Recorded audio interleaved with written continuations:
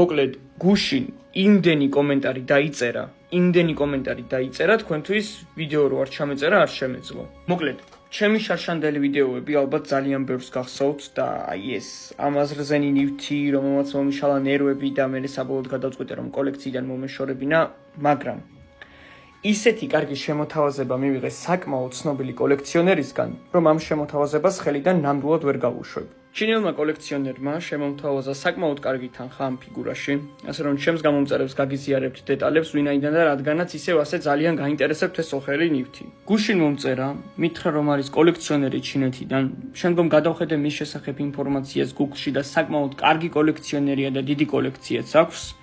შემომთავაზა $8,000 აი ამ ფიგურაში, რომლის მოშორებაც ისედაც მინდა. რეალურად ეს საკმაოდ დიდი თანხაა ჩემთვის.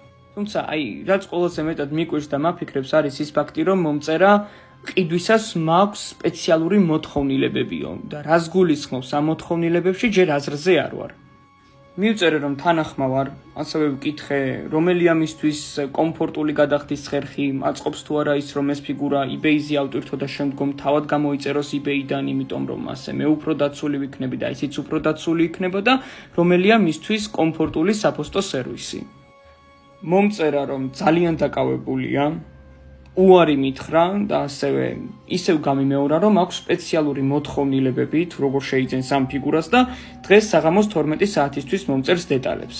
არ ვიცი, დაწერეთ კომენტარებში, თუ კიდევ გაინტერესებთ რას მოიწერება ეს კოლექციონერი 12 საათისთვის და ვეცდები თქვენთვის კიდევ ერთხელ ჩავწერო ვიდეო.